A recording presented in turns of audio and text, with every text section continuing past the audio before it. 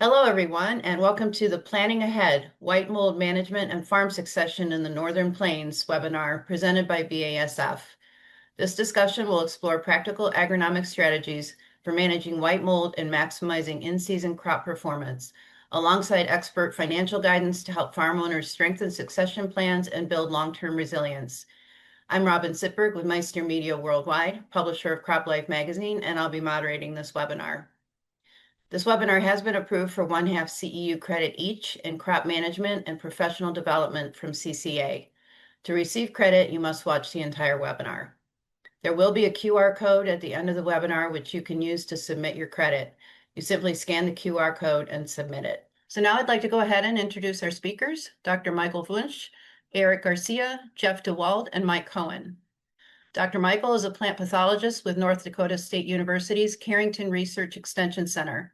His research and outreach efforts are primarily focused on addressing disease management problems in broadleaf crops grown in North Dakota, with an emphasis on improving the management of white mold in dry edible beans, soybeans, and sunflowers, and improving the management of root and foliar diseases of field peas, chickpeas, and lentils. Eric is a senior product manager for diversified crops with BASF. He has over a decade of experience in agricultural chemical manufacturing, with roles spanning sales, marketing, and asset management. He currently manages a diversified portfolio of herbicides and fungicides for crops including dry beans, canola, soybeans, potatoes, and peanuts.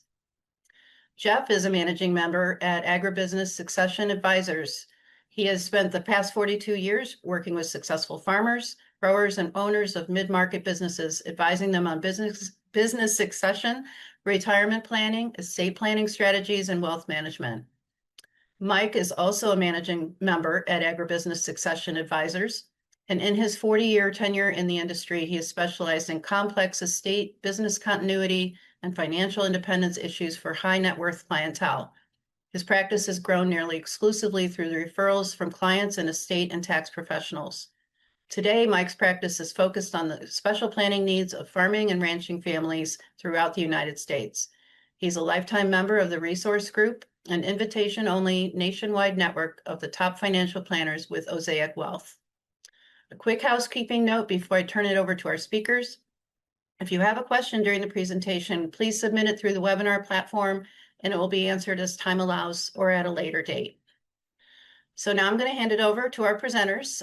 We're starting with Eric, and he is going to introduce BASF's latest innovation for the 2026 growing season, Zarina fungicide, and discuss the benefits of early fungicide applications for managing white mold.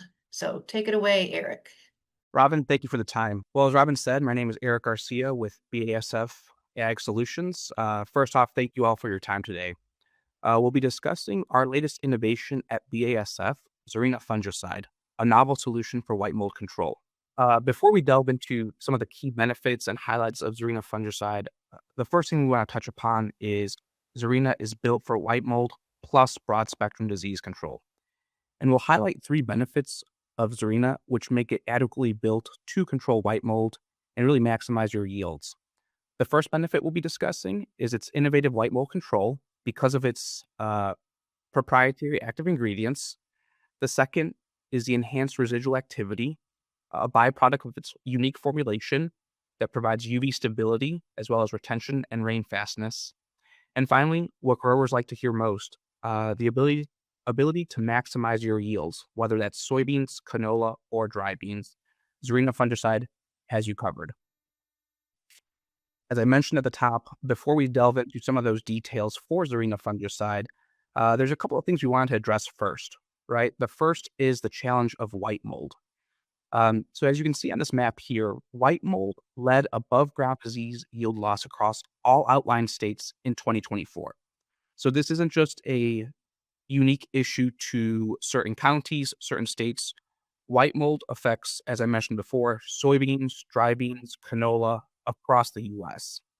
In fact, in 2024, it's estimated that white mold cost U.S. growers over $260 million. And this isn't just a one-time issue, right? It's not just 2024 or in 2025. It's a issue that has continued throughout the years. If you look historically, white mold is just as prevalent, if not more than it used to be just a few years ago. A couple of things that lead to white mold, right? There are various factors, right? All of it based off geography, based off your field. But there's a few frequent items that are definitely factors when considering white mold. Um, I've highlighted a few of those factors on this slide here, uh, but some of the ones that we want to highlight are sustained cool temperatures and high humidity during flowering. Depending on the variety, dense canopy and early canopy closure is another factor that affects white mold. Field history. One of the interesting facts when you research white mold is the fact that it could actually persist in the soil for 5 to 8 years. So even though you may not think you have white mold, uh, if it's there, it may last in your field 5 to 8 years. And so it's important that we scout and we understand the history of that. Susceptible varieties are also with either bushy growth or lodging tendencies can lead to white mold. Continuous soybean or other susceptible crop rotations, excessive nitrogen fertilization, as well as frequent light irrigation are other factors that can lead to white mold. So again, it's not just one thing that can lead to white mold, it's a variety of issues. And that's why it's one of those diseases that we see most consistently across the Northern Plains and Upper Midwest that growers and the industry is dealing with. That being said, as we get into what is Zarina, right? At the top of the hour, I mentioned what makes Zarina unique. For those of you who don't know, Zarina is a combination of two active ingredients in BASF's portfolio. The first being Provosol, a FRAC Group 3 fungicide, which provides excellent broad spectrum performance, long-lasting residual activity, plus white mold activity. And then finally, Endura fungicide, a Group 7 fungicide with the proven white mold efficacy and broad spectrum activity. The combination of both these active ingredients is what's creating Zarina fungicide, right? Built for targeted white mold control, as well as extended foliar control of other diseases. We really talked about the active ingredients and how great they are. Well, we've seen those in studies across not only demos, trials, but also at research done in Germany. In this study here, you're looking at AI persistence, so active ingredient persistence over time. These were samples taken from leaf surface as well as uptake of the crop. And what I want to highlight here was 7 days after application, Zarina, when compared to competitors, still had the most persistence on that leaf surface and uptake of the crop, 83% compared to competitors. And when we look out even further, those AIs continue to maintain, stay along in that crop. And that's important, right? Because when we make those applications of Zarina, we want to make sure we're applying a product that's going to stay there, not only to control white mold, but also provide that performance, foliar residual performance later on, potentially to other diseases. Another factor that's unique to Zarina is its UV stability. So we know when testing active ingredients in the greenhouse, anytime we can see, efficacy and great effect against diseases, that's a strong suit. But this is ag, right? And we know we're constantly in a battle with Mother Nature. And one of those battles is UV stability, or the amount of sun exposure a product gets out in the marketplace. And so with Zarina fungicide, we have a unique formulation that's very UV stable. And we've tested this again in various studies that show Zarina, when exposed to continuous UV light, again, stays on that leaf surface, stays where it's supposed to, and does not degrade as fast as other competitive products. And that's what you're seeing there. In this test we had here, we were looking at 4 days after the trial began. Again, 86% lasting Zarina versus the competitive set. And that's important again. Higher UV stability means the product is stable under environmental stress, which means long-lasting residual control, whether it's on your soybeans, dry beans, or canola. Rounding out, we really want to emphasize the fact that Zarina is a dual-action solution, again, a combination of Provosol plus Endura, built for white mold control as well as broad-spectrum disease control. We looked at white mold ratings back in 2024 from the Crop Protection Network against the competitive set. As we mentioned before, Endura fungicide is one of those components in Zarina We know it's done great against white mold, but as we move on to the next best thing, Zarina, we're looking at also having great efficacy ratings across Crop Protection Network, university trials, and other sources as we launch in the 2026 season.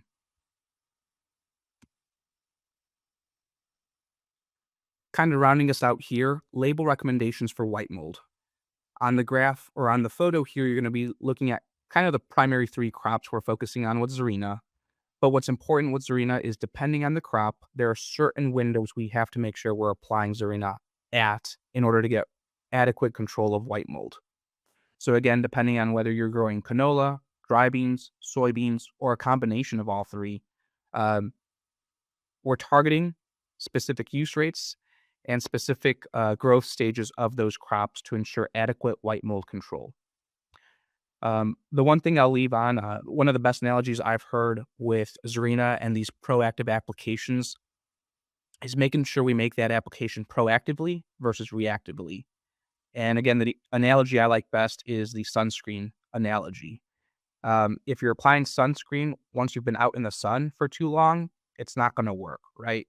A good sunscreen application is made before you go out into the sun. And that's what we're seeing with any fungicide that's combating white mold, such as Zarina fungicide. Early and often are better applications to make sure we're controlling white mold and not losing yield potential to white mold.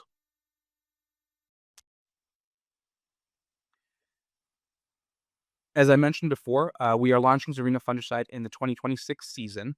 But during the 2025 season, we had demos across the Northern Plains and Upper Midwest.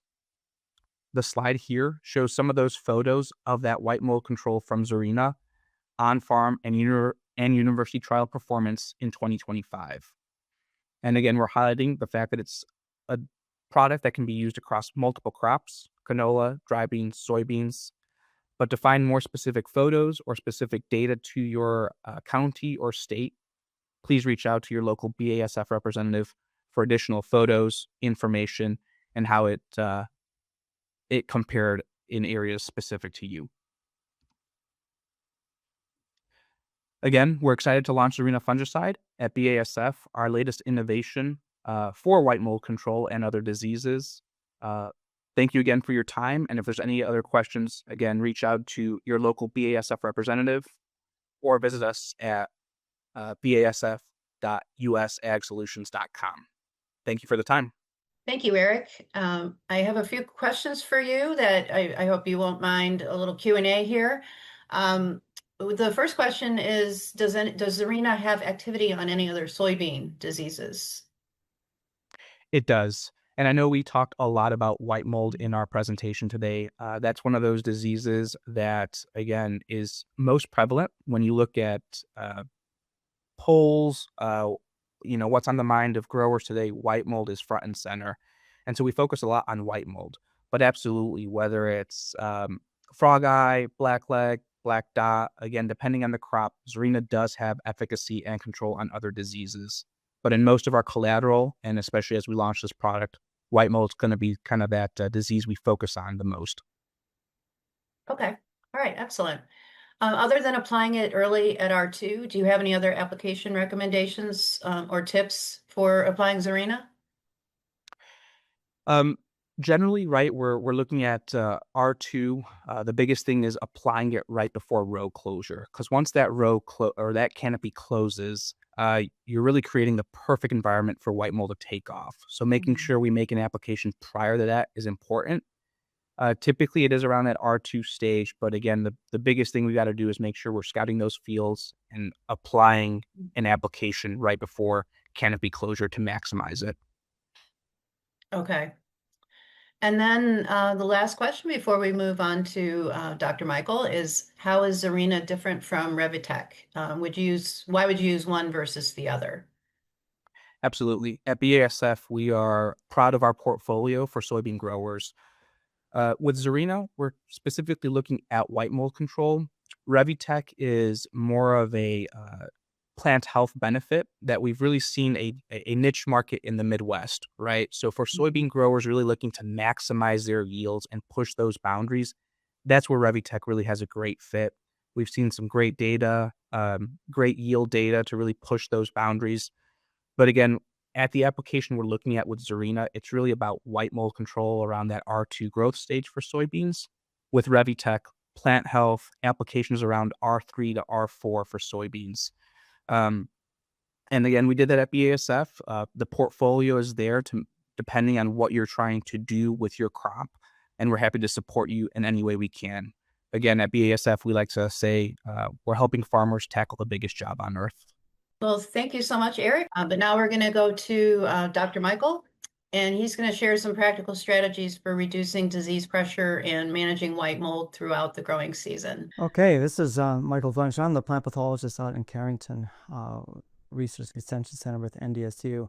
I've run, together with my team, a very extensive white mold management research program in soybeans and dry beans for the last almost 16 years.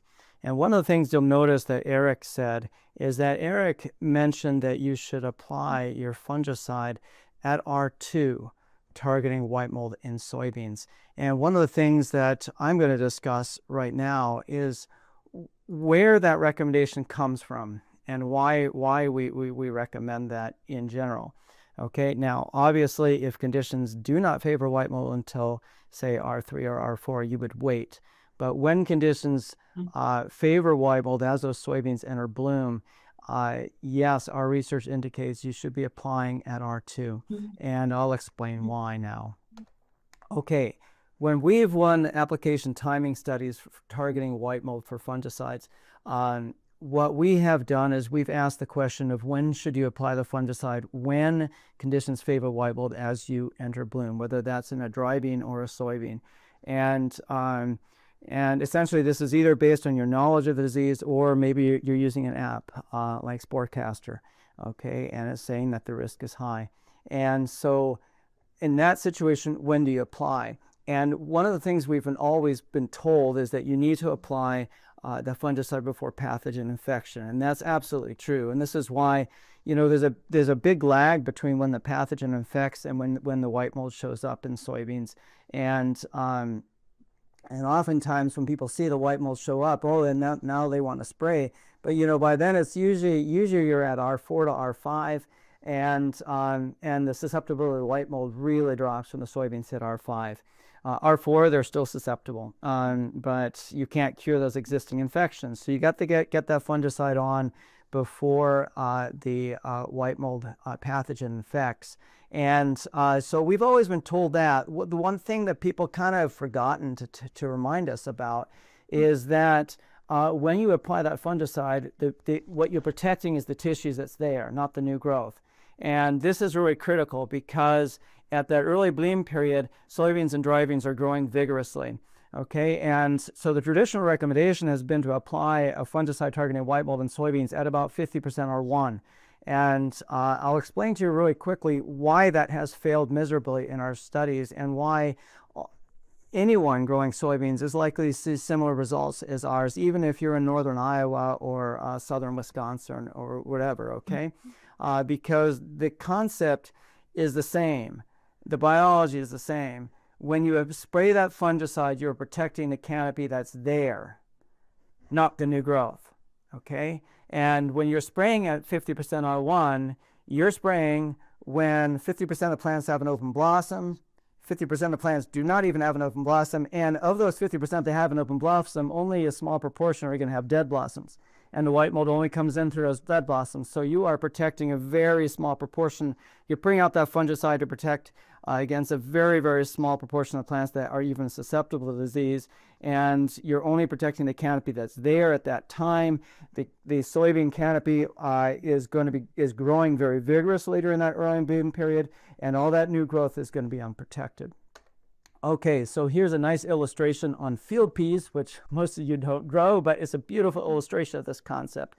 These fungicides were sprayed with a long residual fungicide at early bloom, okay? And field peas at early bloom are still growing upward, okay? Just like I'm talking about with the soybeans or dry beans at early bloom. They're growing a lot, okay? When you spray a field pea at early bloom, well, you're protecting good proportion of the canopy that's going to be there for the end of the season, but that field pea is going to continue growing through that full bloom period into early mid pod. And basically all that new growth after we sprayed that fungicide was unprotected. And that's why you see in this case about 85% of the canopy is whistle clean, because that's the canopy that existed when we sprayed that fungicide at early bloom. And then the top 15%, oh, totally white with powdery mildew, okay, which was our target disease, okay? And it's that new, that growth on the top that didn't exist when we sprayed the fungicide and is completely susceptible to the pathogen as it grows, okay? And so here are some results from soybeans. I'm just giving you one representative study just to illustrate the concept. We've done a lot of these studies, and this illustrates the concept perfectly. So this is research done in Carrington in 2025, actually. And these are soybean seeded to 14-inch rows. And you can see a single fungicide application program. Look at that. When we sprayed those that fungicide at 24% R1, okay, 24% of plants with open blossom, I mean, you hardly got a response out of the fungicide at all, okay? You waited to 71% of plants with open blossom and 34% of R2. You got a bit of a response, but it certainly wasn't optimal. And you notice our very best treatment for a single fungicide application, well, it's the last treatment we tested. It could have been later, okay? That's the last we tested. However, if you're going to do a 2-application program, notice you wanted to go in at kind of that mid R2, when about, in this case, about 70% of plants were at the R2 growth stage. Okay, and the reason is if you're going to do a 2-application program, that second fungicide application protects the new growth. Okay, if you're only going to do 1 application, what you want to do is you want to delay that application a bit more, which means you are sacrificing some early infections, because the yield loss conferred by a few early infections is less than leaving a ton of the canopy unprotected as you're going into the period of maximum susceptibility to white mold, which is 100% R2 into 100% R3. Okay, and so essentially if you're doing a single application, you want to delay that until about 100% R2, unless the canopy closes earlier and it's extraordinarily high risk for white mold, in which case you might go in at about 70 or 80% R2.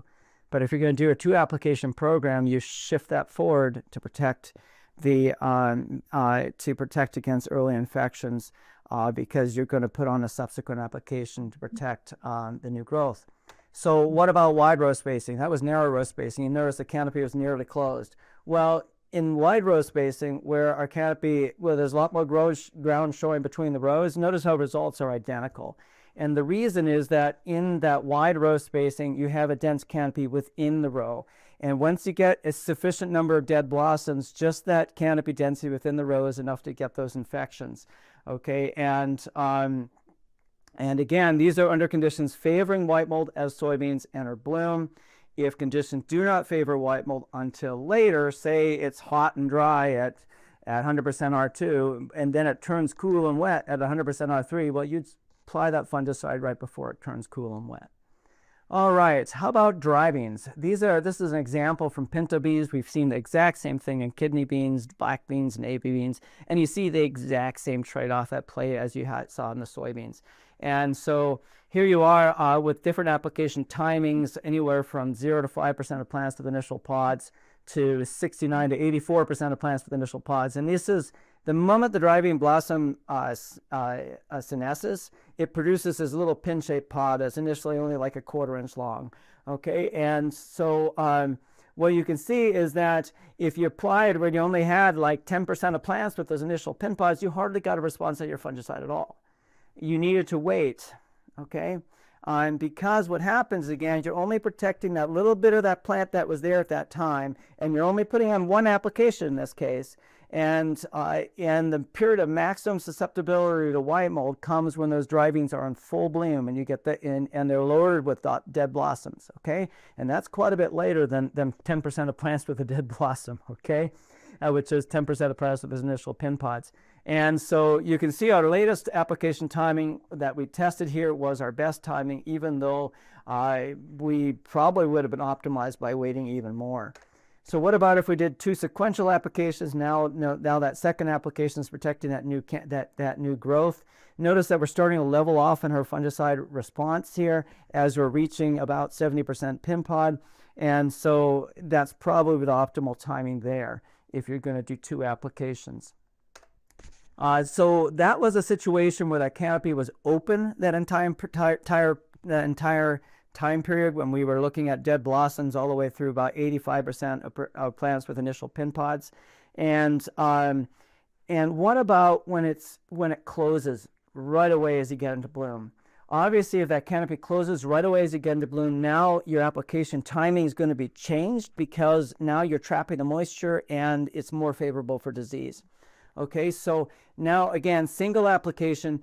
Notice that our application timing that we're optimizing is still somewhere between 70 and 100% of plants with initial pin pods. And yes, they're getting infections before then. And yes, that canopy was closed already, in this case, at 10 to 20% of plants with initial pin pods. But again, you've got this trade-off. You have to sacrifice a few early infections because you're only applying fungicides once. And if you apply when you had 20% pin pod, you're applying a tiny bit of the canopy. That's going to be there when those Dryadines enter maximum susceptibility at 100% pin pod and those initial to mid pod periods when the plants are loaded with dead blossoms. Okay, so there you delay again to about 70-100% of plants with initial pin pods, just because the cost of not protecting that full canopy is a lot more than losing a few early infections. Okay, so what about if you're going to do 2 sequential applications and that canopy is already closed or really close to closure at 10 to 20% of plants with initial pin pods? Now you got to spray at that 10 to 20% of plants initial pin pod because you don't want to sacrifice those early infections because that second application is going to protect the full canopy. All right, and so there you see that classic response of a tremendous penalty to applying after infection. Okay, notice when we delayed to 100% pin pod and we're going to do a second application, we lost a lot of yield potential from that fungicide. And but likewise, if we applied just a few days too early, you really got nailed. Okay, because if you're applying when your plants aren't susceptible yet, even though they got blossoms, you are wasting your fungicide in this case. Okay, because again, you're only protecting the canopy that's there. Okay, so you have a dicey proposition here on Dryadines. Okay, even if you're doing a 2 application program and say that canopy is closed as you're entering the initial pin pod period, you've got a really narrow window to make that application. Okay, so what about if we did a 3rd application? Okay, and I get this question a lot. And so we've been testing this last 2 years with actually tractor applied studies. And these are enormous 6-acre studies. And what you can see from our results in 2025 is that the 3-app program optimized. And you wanted to be about 7 to 8 days apart. Our results from 2024, again, the 3-app program optimized, but in that case is about 8 to 11 days apart. Okay, risk of white mold was quite a bit lower in 24 than 25. And in 25, actually, we added no supplemental irrigation. We just got tons of rain and wetness and cool weather. So what about the application timing if you're going to do a 3-app program? Well, here we are with a 3-app program on pinto beans that's approximately 7 days apart. And what you can see is now you want to apply as those dry beans are in initial bloom and even before you have pin pods. Okay, but when they're in bloom, but even before you have pin pods. And this is because, again, that second application just 7 days later is going to protect the new growth. So now you don't want to sacrifice any early infections at all.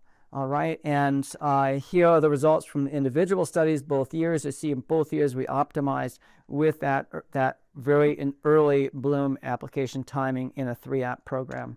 And here we are on pinto beans with a approximately 10-day interval between applications, and you see the exact same response where you needed to go on an initial bloom, and here are the results by year, very consistent. So what you need to be thinking about before we move into spray droplet size is that application timing, whether it's on soybeans or dry beans, is going to be contingent on the number of applications you plan to make. If you're planning to make only 1 application targeting white mold, you're going to want to wait and sacrifice a few early infections in order to protect more of the canopy with that fungicide. If you're going to make a 2-app program, you don't wait as much. And if you're going to do a 3-app program, and there are some irrigated soybean producers in Minnesota who do this on soybeans, then you want to go on really early stages of R2 with that first app on a soybean or the initial bloom period. So let's talk droplet size here. And the first thing you want to remember on droplet size is that when you talk about droplet size, we're talking about diameter. 500 micron droplet, that's a diameter. If you switch to a 250 micron droplet, that's half the diameter. But once you switch, you talk volumes, now you're talking about 8 droplets, okay? Now you go to 125 micron diameter, now you're going to 64 droplets, okay, because it's a volume question. Fungicides are locally systemic, which means they'll move from the top of the leaf to the bottom of the leaf and also from the point of deposition to the tip, but they do not move downward from the point of deposition. So if you only get 1 droplet on that leaf, you're only going to protect, in that illustration there, the top 2/3 or so of that leaf, if that fungicide is able to translocate all the way to the tip, and not every fungicide will do that. You go to that 250 micron droplet and you get all that same volume on that leaf. Notice if it's distributed perfectly, it looks something like this, and now a good 95% of your leaf is going to be protected by the fungicide. You go to 64, 125 micron droplets, same volume, and now you're going to have perfect coverage. Now this is the reason why traditionally fungicides have been recommended to be put on with fine droplets, and that works for diseases that occur in the top of the canopy. Now, white mold does not occur in the top of the canopy. It occurs in the bottom. And to get to the bottom of the canopy, you need some velocity. And fine droplets, even if you shoot them out at almost 60 psi, have hardly any velocity. Okay, you need to get to a coarser droplet size, preferably shot out at relatively high pressure, to get that droplet to have some velocity to be able to get inside that canopy. Okay, so we've done this testing with a tractor applied sprayer. And the same thing that we were doing with that application timing work with the 3-app programs and drivings. And I'm going to show you a few representative, the fine, medium, and courses. We also tested droplet sizes in between these, but just let you know what we were doing within these studies, okay? Now, to run these studies rigorously with the same driving speed and spray volume, with TJet nozzles, what we had to do is we had to modify the pressures as we stayed within the same nozzle type. Okay, we ran the parallel studies with Wilger nozzles, which allowed us to keep the exact same pressure, and we saw the exact same results with Wilger nozzles. Okay, the optimums are a little bit different, but the relationship is the same. Okay, and what you can see here is our fine droplet treatments, according to the TJet catalog, when we actually got them sized in the Winfield's wind tunnel over River Falls, Wisconsin, they were right on that boundary between fine and medium. So as far as a fine droplet is concerned, that's as coarse as you can get, okay? And so if you were really to fog on the fungicides, you're going to have a much more dramatic response. Now, our coarse droplet treatment, a medium droplet treatment, just to maintain the integrity of the study and keep our driving speed the same, our spray volume the same, and keep our pulse width north of like 35%, we had to go down to 30 or 35 psi. You're going to get better response here to that droplet side if you can put it on at 60 psi or 50 psi. Okay, so this is the differences I'm going to show you are actually smaller than what you'll see if you put on a truly fine droplet and compare that to a medium or coarse droplet put on at 50 or 60 psi. All right, so again, constant driving speed and spray volume. We calibrate. We actually have a version of a Capstan pulse width sprayer that allows us to manually set the pulse width ourselves. We do this by actually measuring the output by running it for exactly 10.0 seconds and then adjusting it manually until we have the output perfect. And in this case, this is necessary because the actual perfect pulse width is dependent on the viscosity of the product, which the computers don't calculate. All right, and so here we are again with that calibration process. Here we are measuring the liquid. Okay, that was let out after 10.0 seconds. And here's our sprayer, and here's the sprayer in action. Okay, we're going to play this thing. And so he's going to come up to that blue flag and turn on the treatment. Okay, and there you can see the pulsing. When he gets on to that next blue flag, he's going to turn it off. Okay, and then notice he has it off before he gets to that yellow flag. So between flags of the same color, you have your treatment plot. And then you got this transition zone between flags of different color that's just for turning on and off the sprayer, and it's not used for disease assessments or yield or anything. You can see our driving passes. The scale of these studies is rather immense. And it wants to give it to me again. Sorry about that. Here are the data.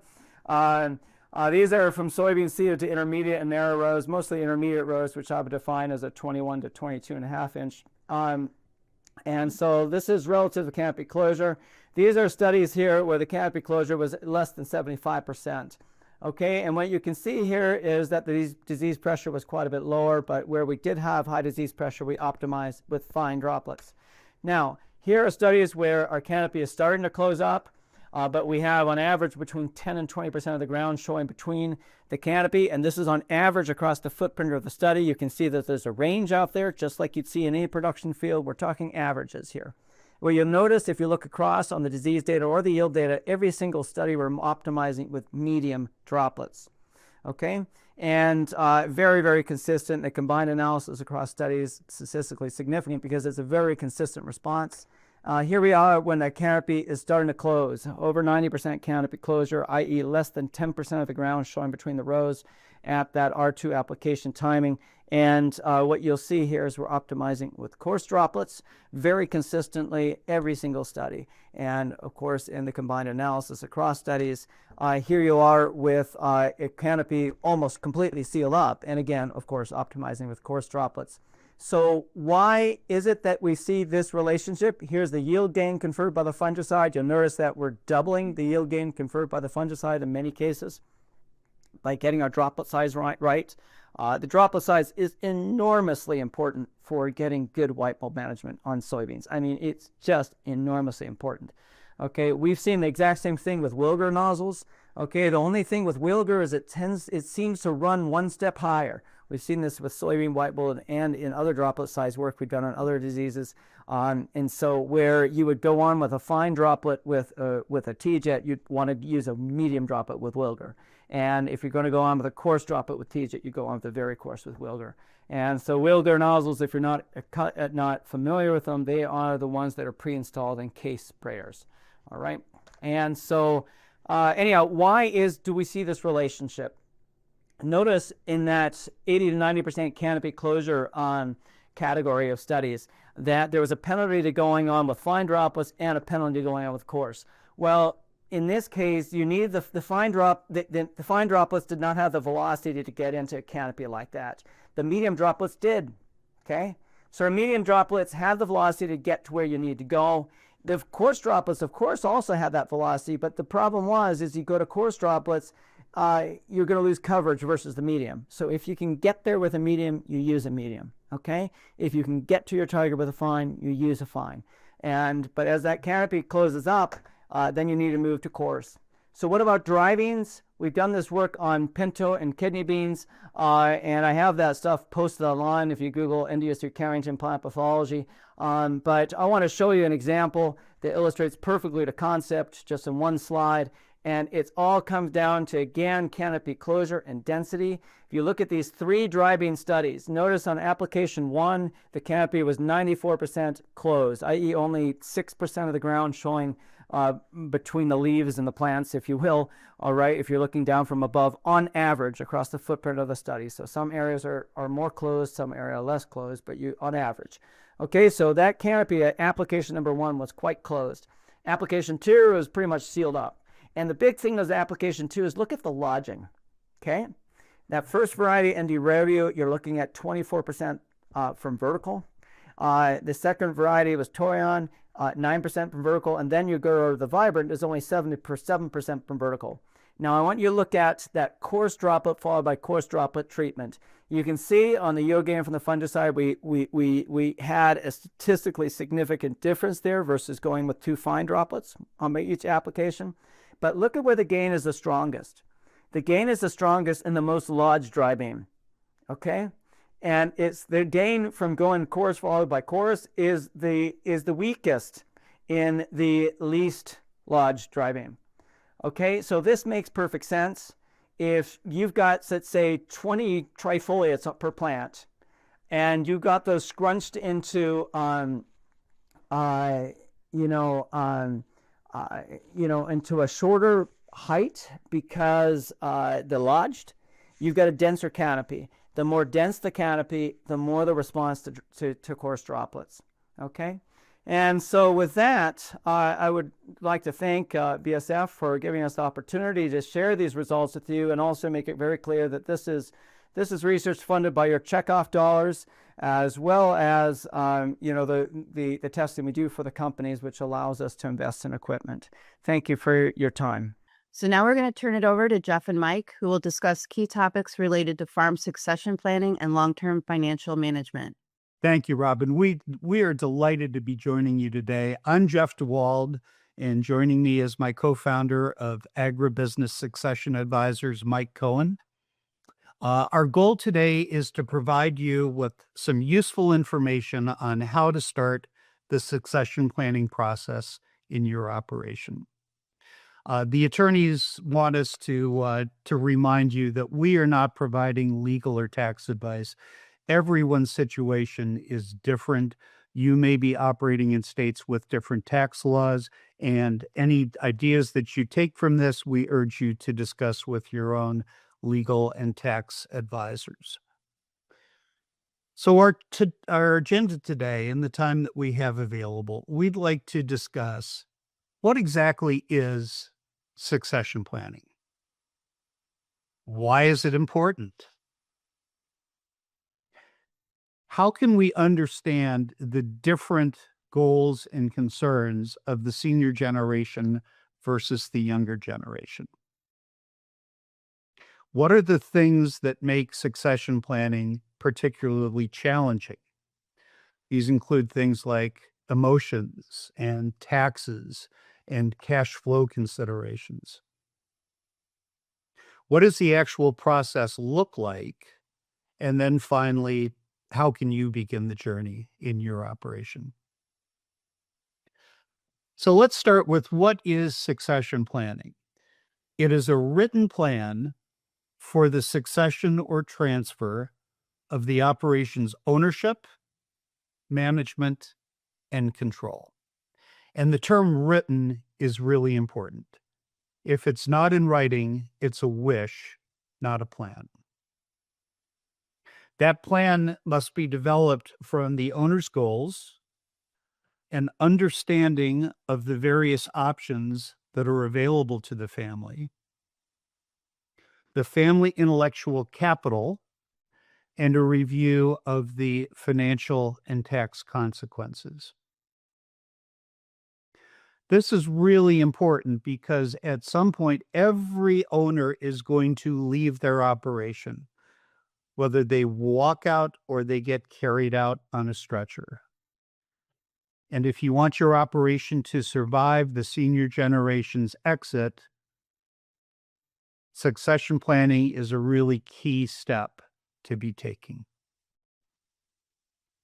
Mike, could you talk about the 4 different components of a succession plan? I'd be happy to.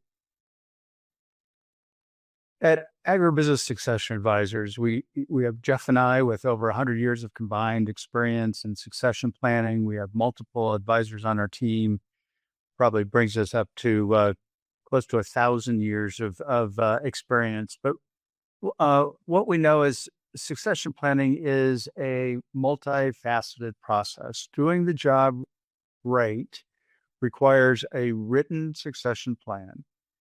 It requires mom and dad's financial independence plan. Their estate planning must be up to date, and integrating their wealth management plan to complement the overall succession plan. All of these areas are interrelated, and discussions made in one area impact all the other areas. It can be challenging, particularly if you do it yourself or with a CPA, attorney, or other financial advisor who doesn't really specialize in the field. Why is having a plan important? Well, there's some really alarming USDA statistics on farm failures. Let me just kind of run through these with you very, very quickly. From 2023 to 2024, farm bankruptcies were up approximately 50%. And from 24 to 25, they were up 56% on a year-over-year basis. These are really big and sad numbers. Since 2017, over 20 million acres of farmland has been permanently taken out of production. The average age of American farmers today is over 65. And so when the wheels fall off the tractor, life can get really ugly. There'll be a lot of questions. What's the impact on the operation? Can we go on without Dad? What's the impact on the employees? Will we still have a job? What's the impact on the family? Is there enough trust and good communication between everybody to keep things intact and moving forward together? But to make things more complicated, we believe that every operation needs actually two plans, not just one. Jeff, can you explain why? Sure. The first plan is what we call the everything goes perfect plan. That's the plan where you and your spouse are never sick a day in your lives. The younger generation develops the skills needed to take over the operation on time. You never have a bad crop, and literally everything goes perfect. And the senior generation is able to step back from the operation at the time of their choosing with complete financial independence, able to live the life they've always dreamed about. That's important, and we need a plan for that. But there's another plan that is also important, and that's what we call the egg truck plan. Now, the egg truck, that's a funny term. For the first 20 years that I was in the business, I used to say to people, you need a plan in case you get hit by the beer truck. I don't know why I said that. I don't know anybody who was ever hit by a beer truck. But the photos on the screen are an actual client of ours, and we have their permission. In fact, we've written an article about them that's been published in Spudman and Vegetable Grower News and some other publications. The gentleman on the left is Jim. Jim is a potato farmer in the state of Maine, and he farms with his cousin. The operation was started by their respective fathers.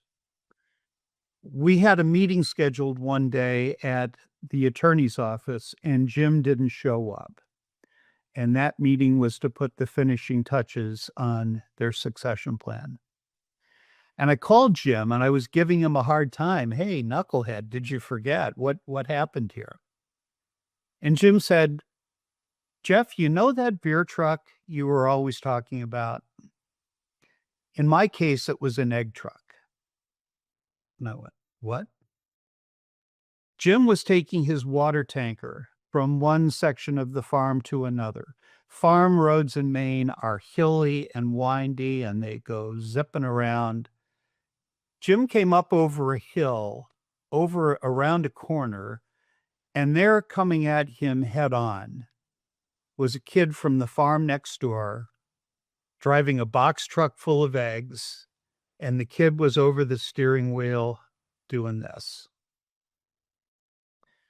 Jim swerved. He put the tanker into the ditch. The kid driving the egg truck still hit him right about where the gas tank is.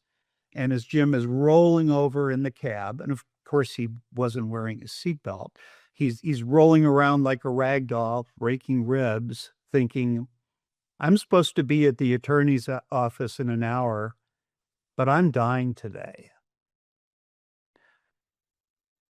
Every operation needs a plan for that. What happens if the senior generation, instead of exiting the farm on schedule at 70 or whenever, passes away unexpectedly?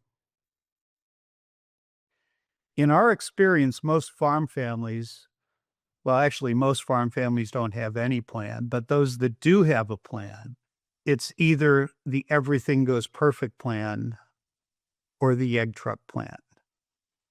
And our experience is you really need both for your operation to be protected.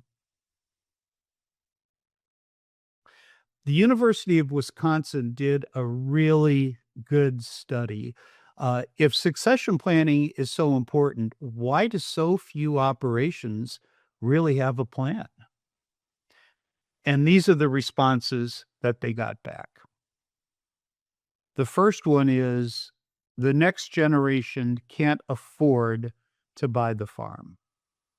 We're going to talk more about that in a coming slide. The second was, I don't know where to start.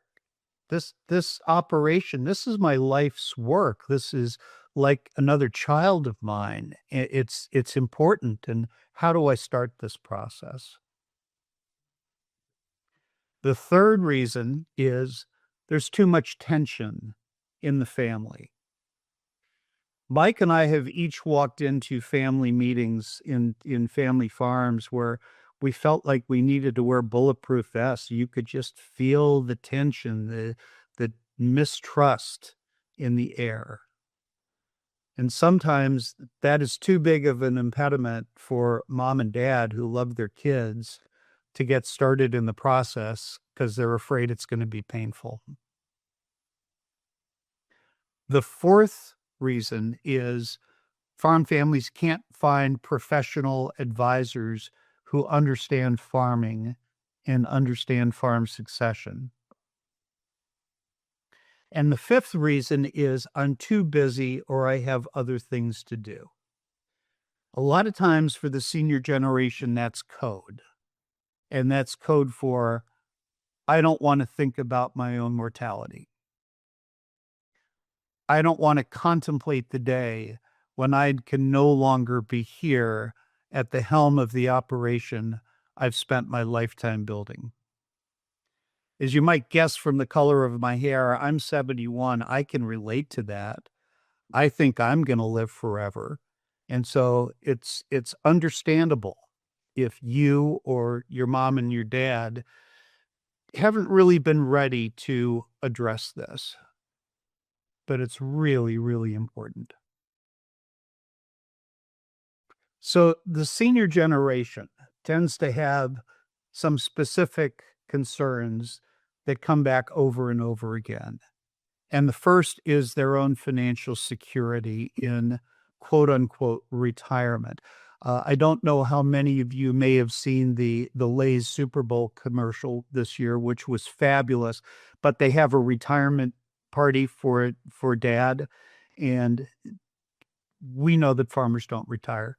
So, but for mom and dad to move on to the next phase of their life, to do the things that they always wanted, to travel, to buy that RV and go through the national parks, whatever, they need to understand that they have financial security. They don't constantly need to be worrying about how the farm is doing. That's a really, really big consideration for that generation. Secondly, nobody my age wants to feel old or that they're not needed. And stepping away from the business I've spent my life building, what's my purpose in life? Third, there are often concerns about, can the younger generation actually do what they need to do? Sometimes that's because dad did a pretty lousy job of mentoring the younger generation. And sometimes that's just an excuse not to have the conversation.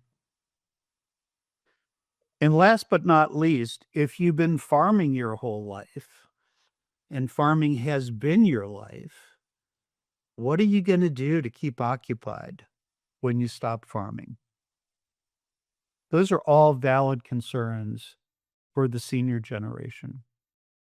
The younger generation has some different concerns. One of those, and we hear this all the time, dad has too much knowledge bottled up in his head. We've never met the guy from Farm Credit. We've never bought implements. We've never negotiated with the buyers of our crop or the seed providers. We don't know how to do a lot of stuff that dad does. When is he ever going to get that information to us? What's the plan? Is there a plan? Mike, can you tell the story about your client with the elderly father? Kind of a funny story where we're meeting with who we believe is the current owner operator of the farm. We've been introduced to him, and in our conversations early on, we said, "What can you tell us about your succession plan?" And he said, "Well, I can't." And I said, "Well, why not?" And he said, "Because my 90-year-old father hasn't shared that with us." So 65-year-old son had no idea what his father's plans were because his dad didn't want to talk about it. And we see that all the time.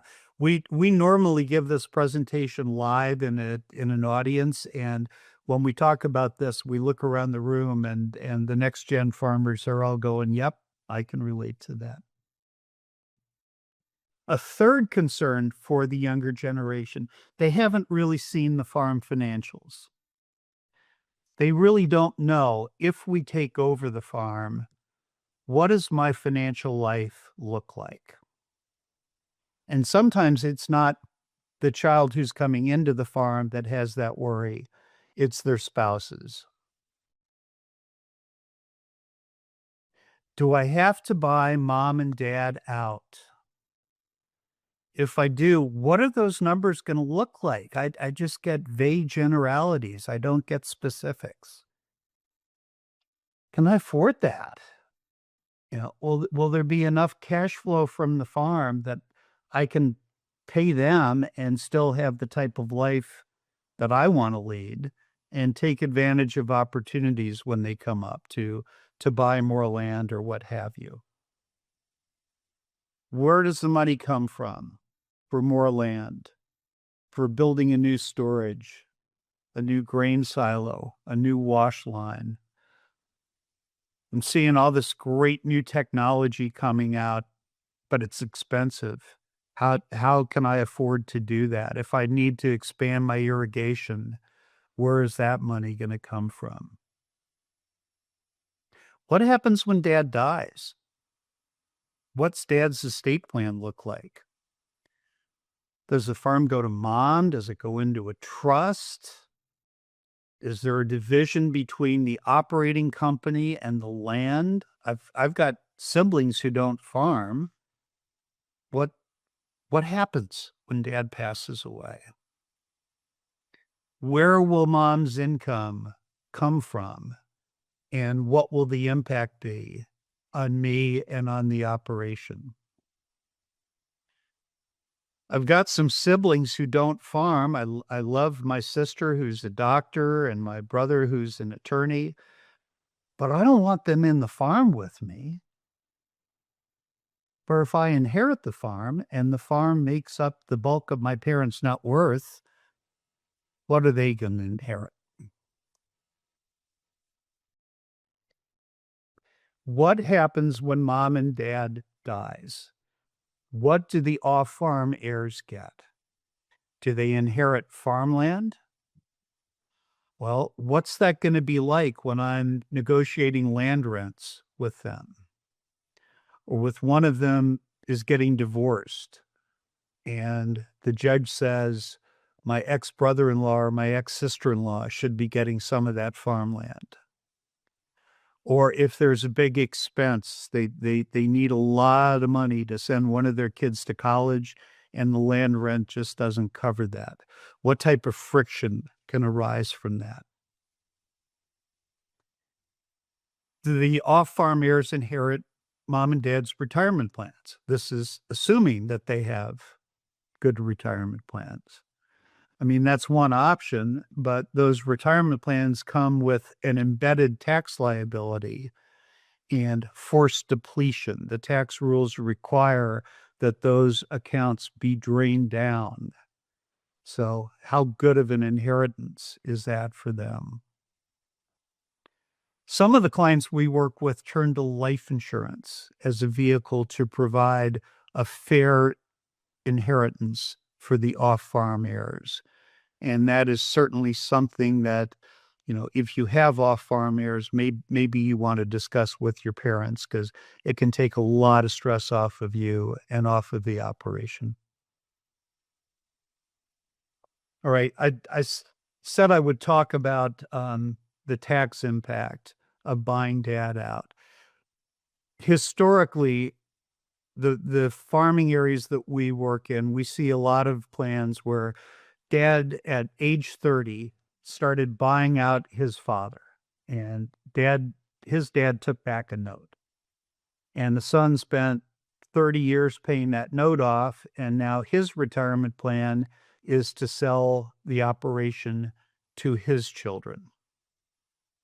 So what do the numbers look like if the farm is worth 10 million and dad's cost basis in the farm is 2.5 million?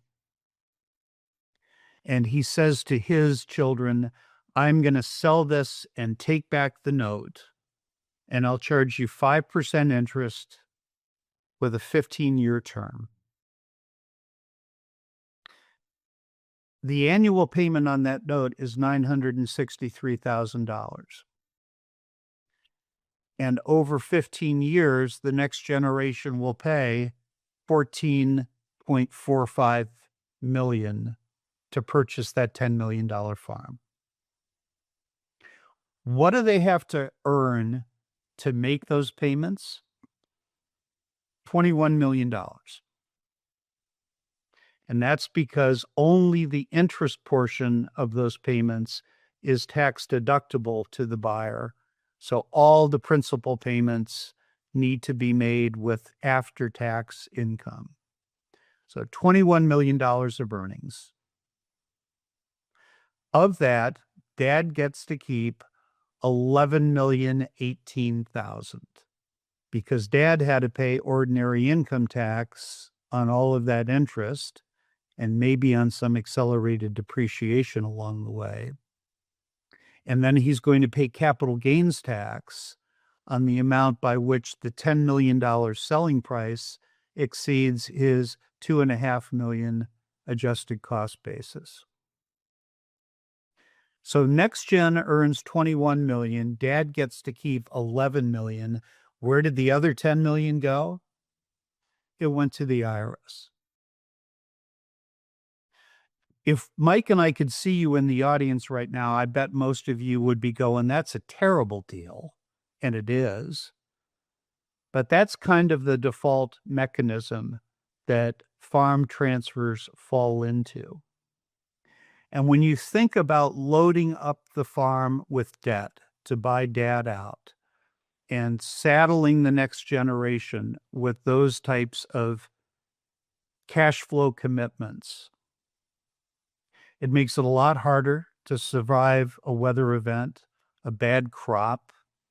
It makes it much harder to take advantage of that opportunity when the farm next door comes on the market. And yet we see generation after generation of American farm families hamstringing themselves with this approach. Mike, I talked about the numbers. Could you talk about the family side? The family side is just as important as the financial side.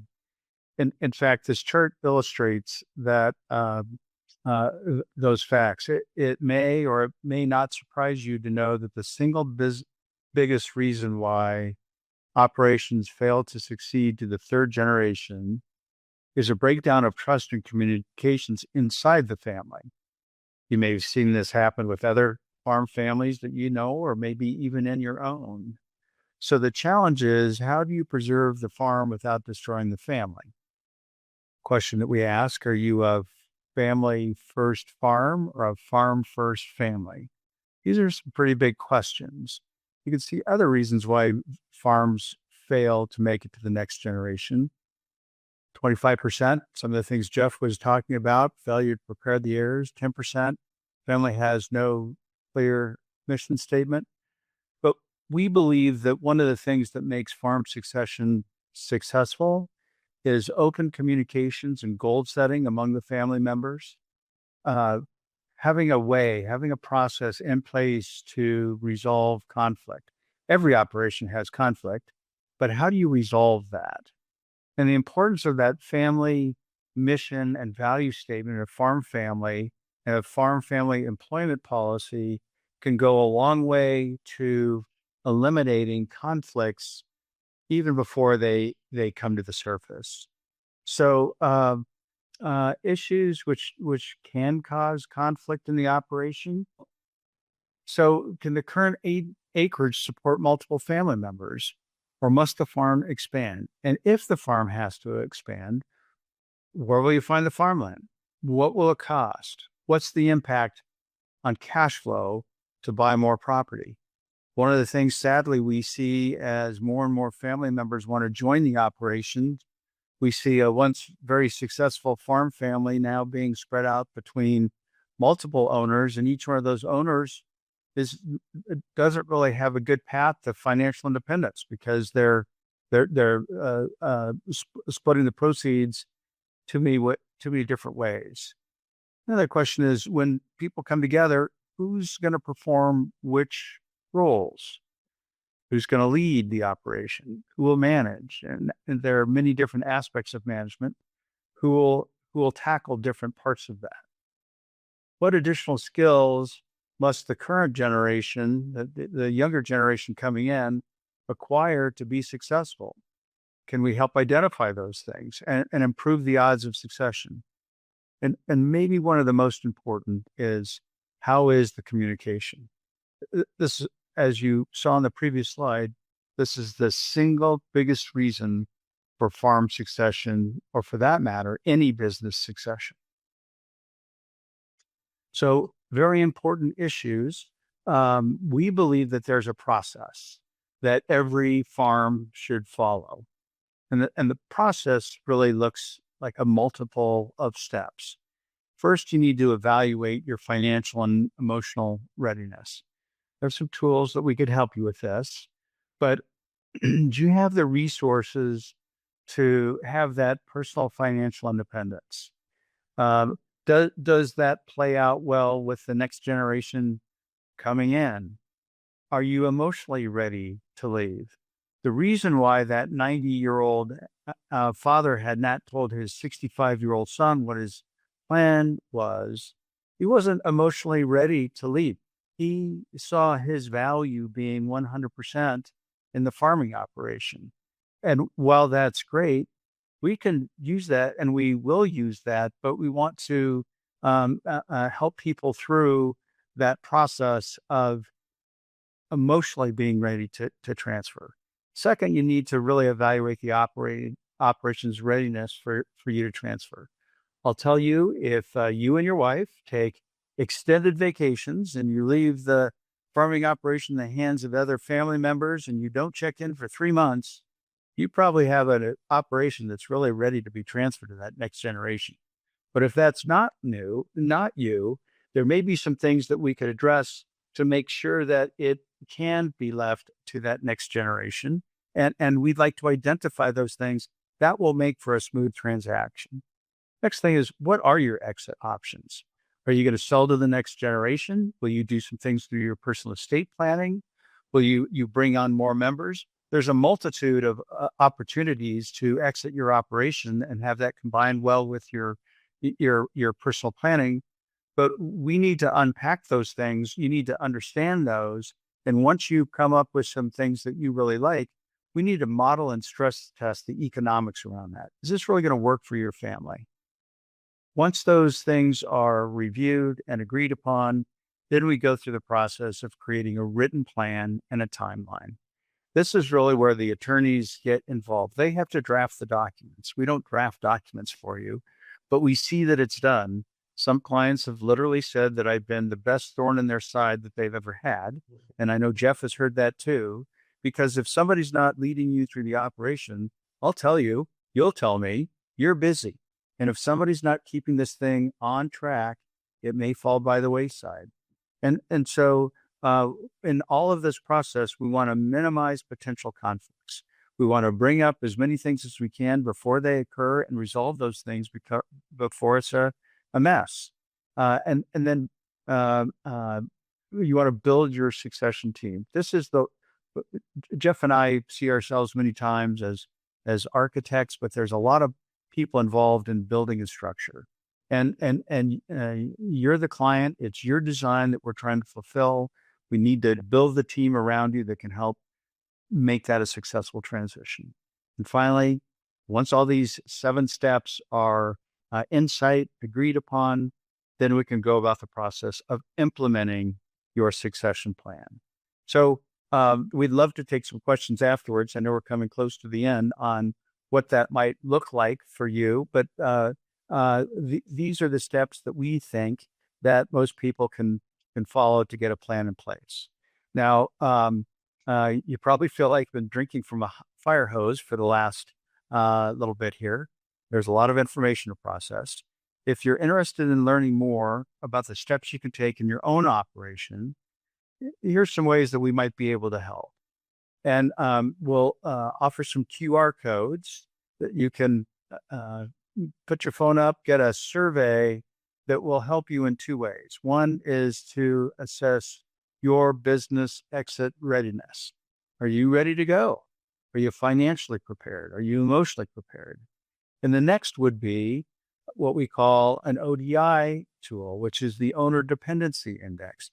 How dependent is your business on you? And if it's very dependent upon you to have a successful succession process, we need to start transferring some of those responsibilities. We're always happy to have an initial consultation for qualifying operations and to give guidance in documenting your objectives and preparing an action plan. So we frequently do these presentations at conferences. We don't have a table to stop by and say hi at in this venue, but our contact information is listed below. So we would be delighted to follow up with you in any way that makes sense for you and offer to you some of these tools that you can use to start doing some self-assessment about your operation. So thank you. Thank you for paying attention. Thank you so much, both of you. Excellent Thank you. information. All right, well, that looks like we're out of time, and that's all the questions that we can handle right now. But I do want to thank everyone for attending today's webinar, and a special thank you to BASF for presenting it, and to our speakers, Dr. Michael Wunsch, Eric Garcia, Jeff DeWald, and Mike Cohen for sharing these valuable insights. If you do want to watch the webinar again or parts of it, it will be archived and available at the same link you used to access it today. You will also receive an email reminder of the archive with the link tomorrow. So once again, thank you so much for attending today, and we really appreciate your time. So have a great rest of the day.